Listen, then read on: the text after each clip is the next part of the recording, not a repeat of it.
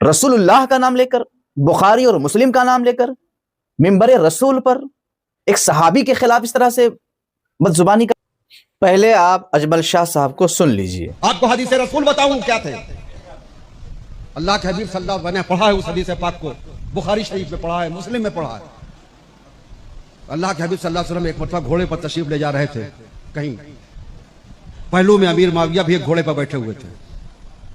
ان کی کوشش یہ تھی کہ سرکار کے برابر چلیں۔ ذہن و مزاج کا اندازہ کیجئے، کوشش کیا سمجھا آپ نے؟ کہہ رہے ہیں کہ بخاری اور مسلم میں پڑھا ہے، سنا نہیں، پڑھا ہے۔ کیا پڑھا ہے؟ کہ حضرت رسول کریم کے ساتھ گھوڑے پر امیر معاویہ بھی ساتھ ساتھ جا رہے تھے اور برابری کی کوشش کر رہے تھے۔ پھر کیا ہوا؟ حضور نے کہا، کیا کہا؟ انہی سے سن لیجئے آپ۔ ذہن و مزاج کا اندازہ کیجئے، کوشش کر رہے تھے سرکار کے پہلو بپہلو چلے گھوڑے پر۔ کچھ قدم چلے تھے، برابری کی کوشش کیا تو اللہ کے حبیب صلی اللہ علیہ وسلم نے ارشاد فرمایا تھا، معاویہ مجھ سے پیچھے ہٹ کے چلو، پیچھے چلو، تمہارے صلب سے مجھے خون کی بو آتی ہے، تمہاری پشت سے مجھے خون کی بو آتی ہے جو میرے اہل بیت کا قتال کریں گے۔ کہہ رہے ہیں حضور نے کہا، اے معاویہ پیچھے چلو، تمہارے صلب سے مجھے خون کی بو آتی ہے۔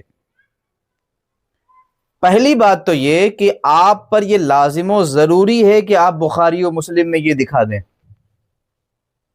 آپ دکھائیں۔ آپ نے یہ نہیں کہا کہ میں نے سنا ہے، آپ نے یہ کہا کہ میں نے پڑھا ہے، بخاری و مسلم کے اندر ہے۔ بخاری اور مسلم کا نام لے کر کے لوگوں پر رعب جھاڑنے کی ضرورت نہیں ہے، آپ دکھا دیں کہ بخاری اور مسلم میں یہ روایت کہاں ہے۔ نمبر دو، ہم ایک اور الگ سے آپ کو آپشن دے دیتے ہیں کہ بخاری و مسلم ہی کیا، سیاہ ستہ میں دکھا دیجئے آپ۔ نمبر تین، رسول اللہ صلی اللہ علیہ وسلم نے کہا کہ مجھے تمہارے صلب سے خون کی بو آتی ہے، یہ کہاں حدیث میں ہے؟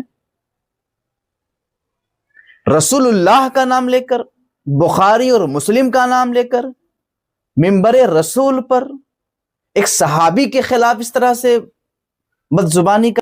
ہو سکتا ہے سامعین نے سمجھا ہو کہ آپ نے پڑھا ہے۔ میں آپ سے یہ گزارش کروں گا کہ پہلے آپ دکھائیں، بقیہ بات ہم بعد میں کریں گے۔